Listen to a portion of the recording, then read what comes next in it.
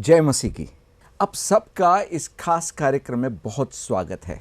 हम सब आज क्रिसमस के बारे में बात करने वाले हैं। क्रिसमस यानी कि एक उत्सव है जो हम बहुत आनंद से मनाते हैं। लेकिन ये जो उत्सव है उसकी एक खास बात यह है कि ये परमेश्वर ने पूरे किए हुए वादों का उत्सव है। उतना ही नहीं, जो भी कोई भविष्यवाणियां की गई है वो परमेश्वर ने पूरी की है, उसको हम मनाते हैं।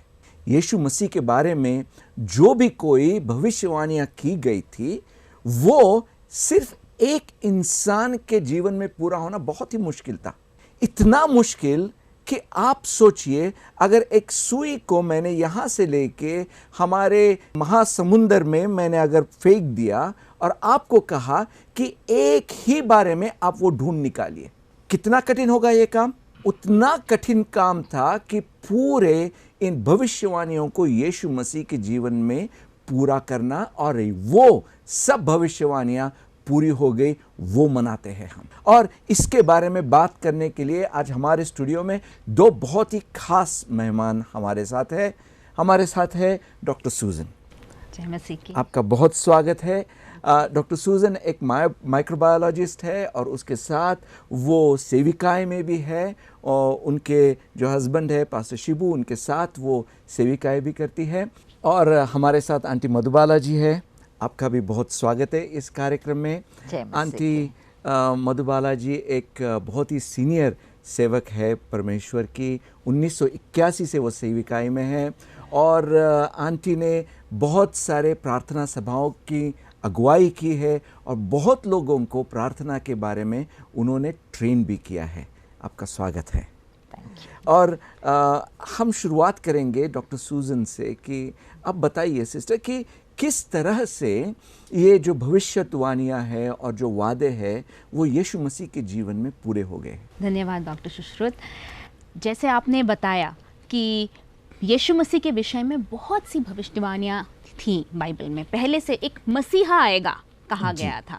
और ये ऐसा नहीं कि यीशु के आने के कुछ साल पहले ही इसकी शुरुआत हुई, बल्कि हम देखें तो जब हमारे बाइबल जो सृष्टि का आरंभ हुआ है, बाइबल की पहली पुस्तक उसके 3 अध्याय में ही शुरू हो जाता है यीशु के विषय में बोलना कि वो एक आएगा जो स्त्री का संतान होगा, और उसके विषय में लिखा था। और ऐसे बहुत सी छोटी छोटी भविष्यवाणियां या उनकी डिटेल्स थी कि ये मसीहा में होंगी पूरी। और लोग कहते हैं, जिन्होंने बाइबल को बहुत अध्ययन किया है, वो कहते हैं कि कम से कम 300 अलग अलग बातें मसीहा के विषय में लिखी थी। और जैसे आपने कहा कि एक ही व्यक्ति में वो सब एक साथ पूरी होना एक आश्चर्य से कम नहीं है। उसके अलावा वो हो ही नहीं सकता। सबसे सुंदर बात यह है कि कुछ ऐसी बातें हैं जो मनुष्य उसकी कल्पना भी नहीं कर सकता। जैसे कि यशाया जो एक भविष्यवक्ता था, जो कम से कम यीशु के 700 साल पहले जिया, उसने कहा था कि एक कुंवारी गर्भवती होगी और वो एक पुत्र को जन्मेगी। और ये कोई भी इस बात की कल्पना नहीं कर सकता कि कैसे हो सकता है। वो मैं आपके लिए पढ़ना चाहूंगी। ये यशाया उसके 7वें अध्याय के 14वें पद में लिखा है, इस कारण प्रभु आप ही तुमको एक चिन्ह देगा। सुनो, एक कुमारी गर्भवती होगी और पुत्र जनेगी और उसका नाम इम्मानुएल रखेगी। तो परमेश्वर स्वयं मतलब बोल रहे हैं कि एक चिन्ह होगा, कि मसीहा को तुमको पहचानने में मुश्किल ना हो, उसके लिए एक आसान कर दिया मैंने, एक चिन्ह दे दिया। तो इस तरह वो एक चिन्ह था कि कुंवारी गर्भवती होगी, और वो पूरा होता है नए नियम में हम जब पढ़ते हैं। और लूका की पुस्तक में जब जाते हैं तो वहाँ 2 अध्याय में लिखा है, जब जिब्राइल जो फरिश्ता था वो आता है, स्वर्गदूत आता है मरियम के पास और कहता है कि तुम गर्भवती होगी। और जैसे साधारण है, एक जवान लड़की से अगर ये कहा जाए, उसकी शादी भी नहीं हुई है, तो वो तो घबरा गई और उसने भी यही सवाल पूछा, ऐसे कैसे होगा। और वहाँ पर वो एक्चुअली उस बात को और स्पष्ट करके बताता है कि पवित्र आत्मा की सामर्थ तुम पर आएगी, और ये पवित्र आत्मा के द्वारा होगा। और यही है जिसके बारे में यूहन्ना कहता है कि जो वचन है वो देहधारी हुआ और वो मनुष्यों के बीच में आया। तो ये एक इतने भविष्यवाणियों में से एक चमत्कार की बात है। जी हाँ, तो परमेश्वर के वचन में जैसा लिखा है कि जैसे सिस्टर सूजन ने बताया कि जिब्राइल ने आके वो वचन कहा, तो वो जी। वचन जो जिब्राइल के मुंह से निकला, वो वचन एक बीज बनकर और मरियम के गर्भ में आमीन। उतरा और उसने गर्भ धारण किया, और जैसा अभी हमने सुना वो वचन देहधारी हुआ। आमीन। क्योंकि हम बाइबल में पढ़ते हैं कि आदि में वचन था, यस। और वचन परमेश्वर के साथ था, आमीन। और वचन परमेश्वर था। जी। और इसीलिए हमारे लिए जो ये वचन है ये परमेश्वर की जगह लेता है, क्योंकि जो कुछ परमेश्वर हमें बताना मांगता है, जैसे भविष्यवाणियों के बारे में भी हम बात कर रहे हैं, वो इसी वचन के द्वारा ही हमें मालूम आमीन। पड़ती है। अभी जैसे इनने एक बताया कि क्या कहा गया था, वैसे ही बेतलेहम के बारे में भी कहा गया था जी। कि प्रभु यीशु मसीह का जन्म कहाँ होगा। हम्म। मंगनी हो गई थी मरियम की यूसुफ के साथ, लेकिन अभी उनका विवाह नहीं हुआ था, वो इकट्ठे नहीं हुए थे, और इसीलिए उसको ताजुब हुआ कि हम तो इकट्ठे नहीं हुए हैं, तो मेरे बच्चा कैसे हो सकता है। जी। और जब ये बात यूसुफ को भी मालूम हुई, तो लिखा है कि यूसुफ को मालूम था कि ये बच्चा मेरा तो नहीं है, तो उसने सोचा मैं इसे धीरे से छोड़ दूंगा। चुपचाप से छोड़ दूं। लेकिन परमेश्वर के दूत ने आके उससे कहा कि ये परमेश्वर की ओर से है। आमीन। तो ये जो प्रभु यीशु मसीह का जो माँ का गर्भ धारण हुआ मरियम जी। का, ये परमेश्वर की ओर से था, ये इंसान की जी। ओर से नहीं था। और जो कुछ इंतज़ाम होना था परमेश्वर की ओर से आमीन। हुआ। तो इसलिए जब लिखा था कि बेतलेहम में होगा, ये दोनों नाजरत में रहते थे, और उन दोनों में ना तो एरोप्लेन्स थे, ना गाड़ियाँ थी। कुछ नहीं था। जाना है तो घोड़े पे जाओ, गधे पे जाओ, या जी। तो ऊंट पे जाओ। जी। और इतनी दूर का रास्ता एक गर्भवती स्त्री को करना मुश्किल था, करीबन 120 किलोमीटर का था। काफी दूर, और काफी दिन लग जाते जी। वो लोगों को। और वहाँ का वातावरण भी इतना आसान नहीं हाँ। था कि एक गर्भवती औरत वहाँ ट्रैवल पे कर जा सके वहाँ पर। लेकिन हम देखते हैं कि उनको वहाँ जाना पड़ा, क्योंकि उस समय सबसे पहली बार वहाँ पर हम देखेंगे इसमें दूसरे अध्याय में, लूका के दूसरे अध्याय में, कि उन दिनों में अगस्तस कैसर की ओर से आज्ञा निकली कि सारे जगत के लोगों के नाम लिखे जाएं। आमीन। जैसे हमारा सेंसस अभी होता है उस प्रकार से यह पहली नाम लिखाई थी। तो परमेश्वर ने ये पहली नाम लिखाई सिर्फ इसलिए करी कि वो जो भविष्यवाणी की गई थी वो पूरी हो जाए। और ये लोग वहाँ जाते हैं और वहाँ जाके नाम लिखवाते हैं, क्योंकि यूसुफ जो था वो दाऊद की संतान था, आमीन। और प्रभु यीशु मसीह का जन्म भी दाऊद की संतान से होना था। तो ये लोग कठिन रास्ता तय करते हुए वहाँ सुरक्षित पहुँचे। आमीन। नो मिसकैरेजेस, आमीन। कोई भी कोई गर्भपात भी- नहीं हुआ। Correct। परमेश्वर के हाथों में जब हम रहते हैं तो कितनी भी कठिनाई का सामना क्यों ना जी। करना पड़े, हम सुरक्षित रहते हैं। यानी कि यहाँ पे जो सीजर अगस्टस था वो यहूदी नहीं था, उसको परमेश्वर के बारे में कुछ भी कुछ जानकारी नहीं नहीं पता थी, था। लेकिन उसने जो आदेश दिया उसकी वजह से जो भविष्यवाणी थी वो पूरी पूरी होगी। हुई। और कभी मैं यूसुफ और मरिया की तरफ से भी जब सोचता हूँ तो वो लोग सोचते रहेंगे कि ये क्या हो रहा है, यहाँ पे हमें खामखा जाना पड़ रहा है। यहाँ से बेतलेहम जाना पड़ रहा है, लेकिन इतनी दूर जाना पड़ रहा है और कुछ भी फैसिलिटीज़ नहीं है। लेकिन उनको भी नहीं शायद पता चल रहा था कि वो परमेश्वर के जो वचन है, वो योजना है, और जो वचन है वो पूरा हो रहा था। डॉक्टर सूजन, जो आंटी ने हमें बात कही कि किस तरह से परमेश्वर का वचन यहाँ पे पूरा हो गया, तो हमारे जीवन में उसका क्या महत्व है? जी, बहुत ही सुंदर सवाल आपने पूछा कि आखिरकार इससे क्या हमारे जीवन में हम क्या सीखते हैं सकते हैं। या तो जैसे आंटी ने बताया कि ये बिल्कुल भविष्यवाणी तो बहुत पहले हुई थी, और दोनों ही जैसे बोला गया था कि वो दाऊद की संतान होना है, और वही हुआ। यूसुफ दाऊद के घराने से था, किंतु वो दाऊद का जो शहर था वो बेतलेहम था, और वो वहाँ रहता नहीं था। लेकिन परमेश्वर की योजना देखिए, अगर जैसे हमने बोला उन लोगों को खुद कुछ करना होता तो वो कभी भी वापस उस शहर नहीं जाते, क्योंकि जी। वो समय नहीं था यात्रा करने का। लेकिन परमेश्वर की योजना ऐसी होती है कि जब उसने कुछ कहा होता है हाँ। तो वो चाहे कोई भी व्यक्ति क्यों ना हो, वो चाहे परमेश्वर पे विश्वास करने वाला हो या न करने वाला हो, वो आमीन। अपनी योजनाओं को हर व्यक्ति के द्वारा पूरा आमीन, कर सकता आमीन, है, आमीन। क्योंकि वो सारे संसार का राजा है, राजा है, वो correct। पर ईश्वर है जिसने सबकी सृष्टि की, हम सब जी। उसके अधीन है। कई लोग इसको मानते नहीं हैं, कई लोग एक शक्ति है जो उनके जीवन को कंट्रोल करता है, जी। उस बात पर विश्वास नहीं करते, लेकिन अनजाने में उनके जीवन का नियंत्रण भी उस उसी के परमेश्वर पास- के उसी के हाथों में हाथ में है। है। और यदि उसने कुछ बोला है, जैसे हमारे जीवनों में अगर कुछ परमेश्वर ने कुछ बात बोली है, कुछ होना है, कोई हाँ। प्रॉमिस है, तो और हमें लगे कि ये तो होने का कोई चांस चांस ही नहीं नहीं है, है। कोई हो ही नहीं सकता। गुंजाइश ही हो नहीं सकता है कि जी। आपके नौकरी में कोई एक उन्नति की बात हो और आपको लगे अरे मेरा बॉस कभी भी मेरा प्रमोशन नहीं नहीं करेगा। करेगा। वो आपके बॉस के हाथ में नहीं है, आमीन। वो उस उनके परम हाथ में है। परमेश्वर के हाथ में है। और वो न केवल इसमें, अलग अलग बातों में, चाहे हमें वो एक असाधारण बात लगे या हमें ऐसे लगे ये मुमकिन नहीं है, उस नामुमकिन को मुमकिन करने आमीन। वाला परमेश्वर है यही जो है। लोगों को उसके लिए इस्तेमाल करता है। क्योंकि परमेश्वर के वचन में लिखा है कि राजा का जो हृदय होता है जी। वो परमेश्वर के हाथ में होता है, आमीन। और नदी के समान जिस डायरेक्शन में में चाहे परमेश्वर दिशा में उसे बहा बहा देता है। यानी कि हमारे जीवन में जो भी कुछ हो रहा है उसका नियंत्रण उसके परमेश्वर हाथ की में ओर है। से। और जब भी हम क्रिसमस के बारे में सोचते हैं तो हमेशा वो तारे के बारे में सोचते हैं जिन्होंने उन लोगों को ये राजा के पास यानी मसीह के पास उनको जो डायरेक्शन दिखाई थी और लेके आया था।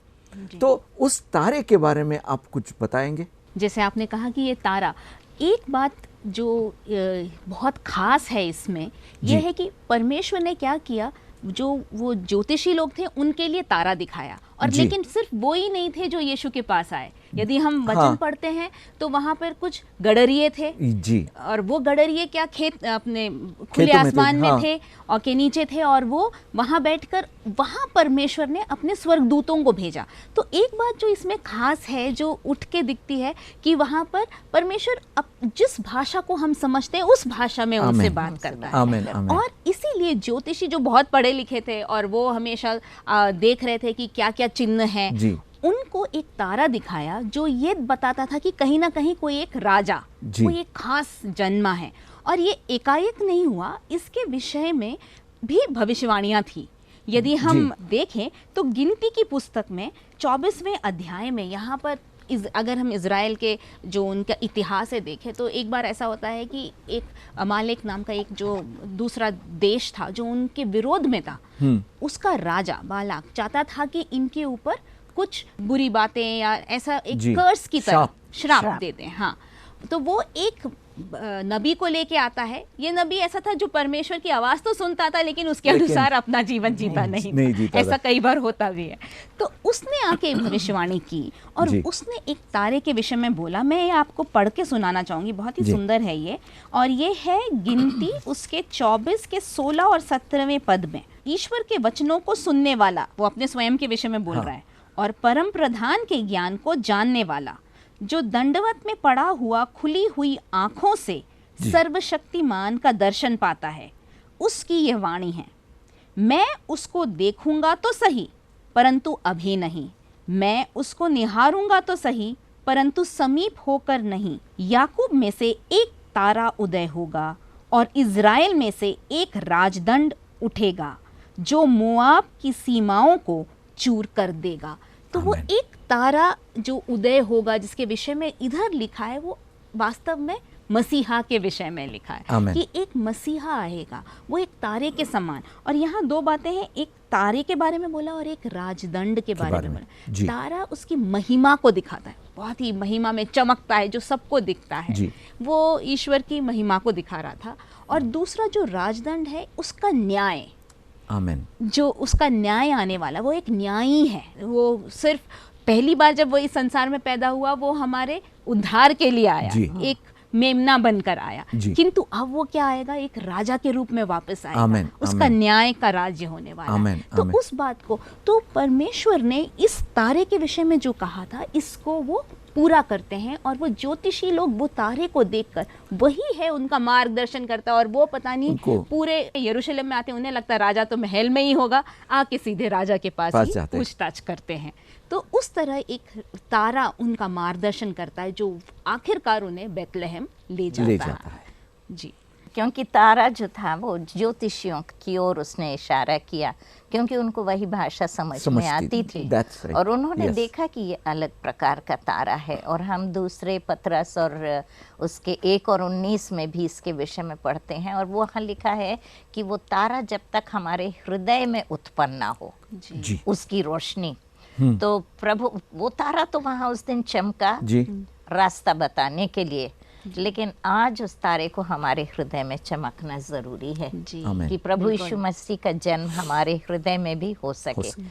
हम देखते हैं दूसरे अध्याय में मत्ती के, और इसमें यहाँ पर हम मजूसियों के बारे में, जैसा हम ज्योतिषियों के बारे में पढ़ रहे थे, 7वें वचन में हम देखते हैं, तब हेरोदेस ने ज्योतिषियों को चुपके से बुलाकर उनसे पूछा कि तारा ठीक किस समय दिखाई दिया था, और उसे उन्हें यह कहकर उन्हें भेजा कि जाओ उस बालक के विषय में ठीक ठीक मालूम करो, और जब वह मिल जाए तो मुझे समाचार दो, ताकि मैं भी आकर उसको प्रणाम करूं।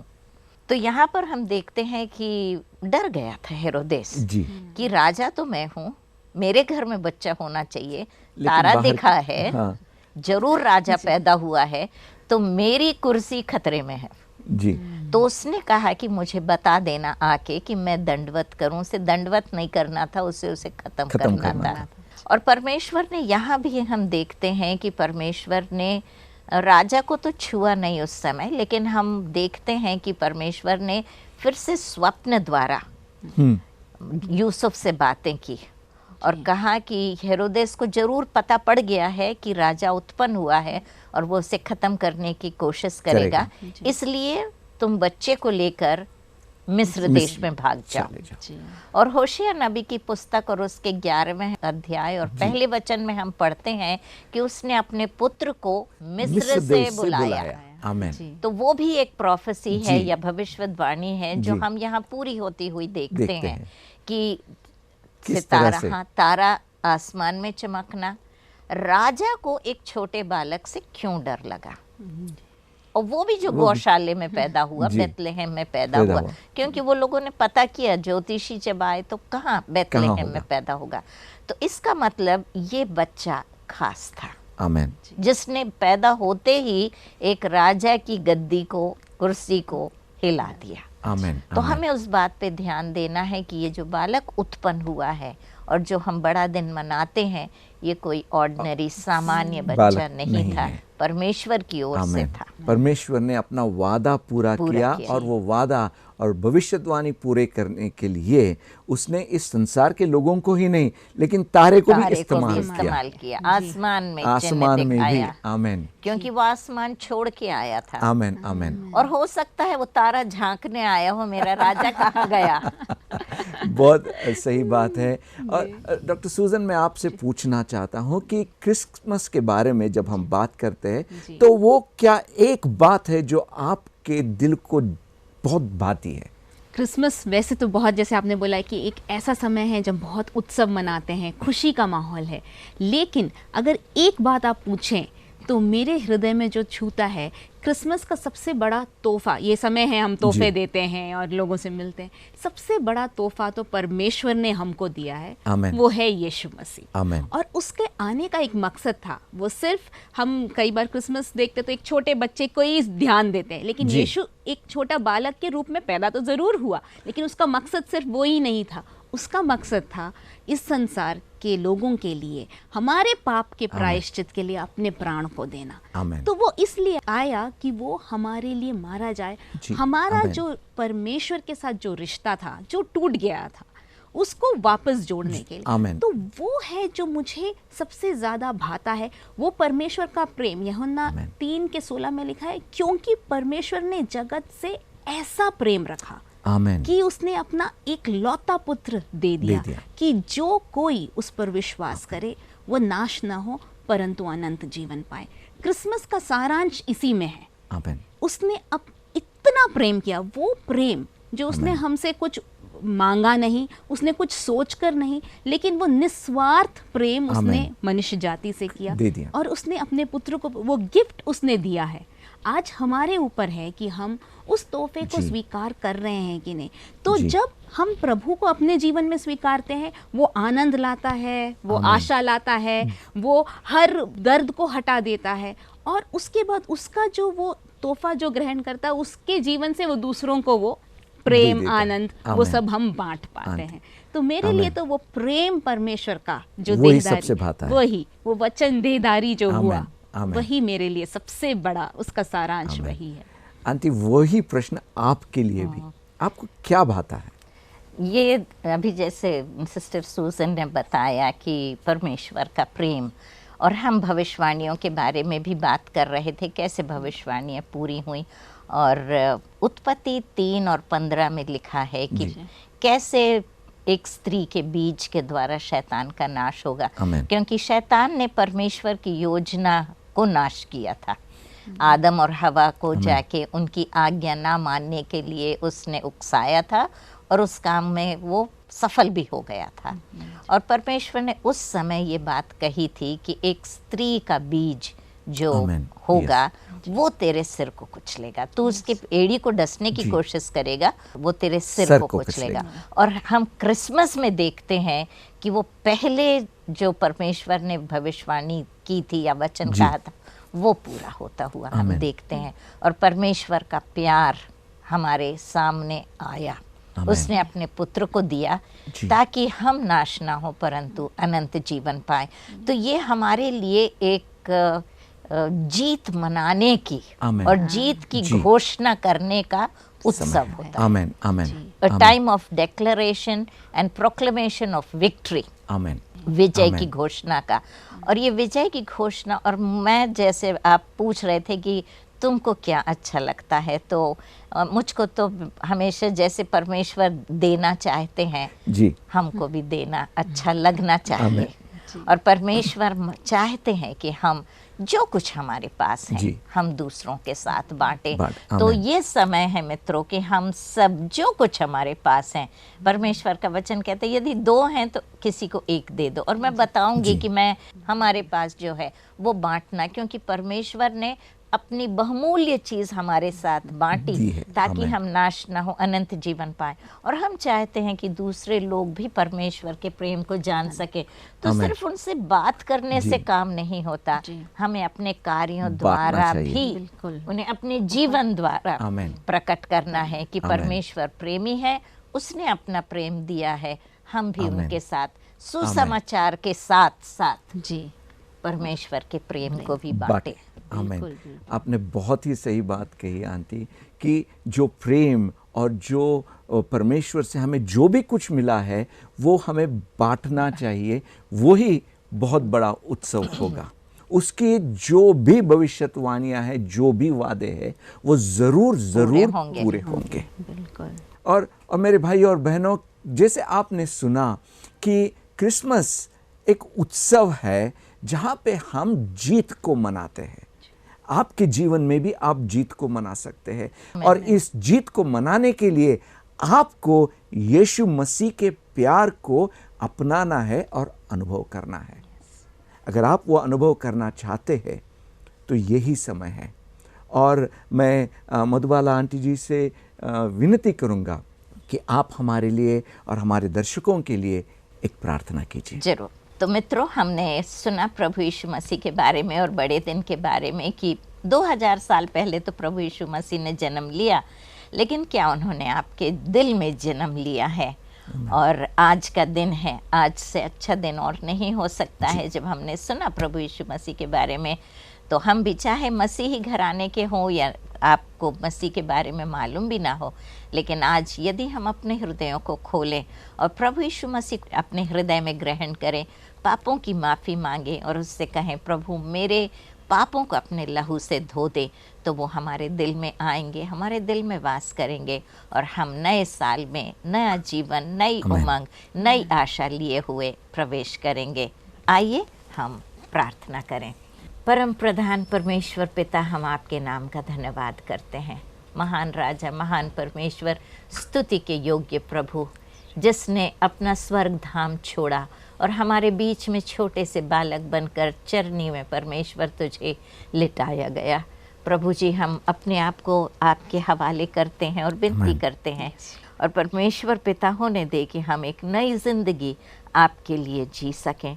प्रभु परमेश्वर पिता, हम अपने सारे श्रोतागणों को आपके हाथ में सौंपते हैं। एक एक को अपनी आशीष और अभिषेक से परिपूर्ण कर, हर एक के परमेश्वर घरों में एक एक सदस्य पर अपना नेक और मजबूत हाथ बढ़ाकर उन्हें आशीष दे। और जब हम इस साल के अंत में आते हैं तो हम एक नया जीवन तेरे नाम से आरंभ कर सकें। सारी आशीषों के लिए हम हृदय से धन्यवाद देते हुए, अपने आप को तेरे हवाले करते हुए, प्रभु यीशु मसीह के मीठे और मधुर नाम में ये प्रार्थना मांगते हैं। सुन और ग्रहण कर। आमीन, आमीन और आमीन। धन्यवाद आपको आंटी, Praise the Lord, जय धन्यवाद मसीह डॉक्टर की। सूजन, और आप सबको मेरे भाइयों और बहनों क्रिसमस की शुभकामनाएं। हैप्पी क्रिसमस और गॉड ब्लेस यू। आप सबको हमारी तरफ से बड़ा दिन मुबारक हो और नया साल भी। आप सभी को प्रभु यीशु मसीह के नाम में बड़ा दिन मुबारक हो, और ये बच्चा जो जन्मा था आपके जीवनों में जन्मे, यीशु आपको आशीषित करे। आमीन।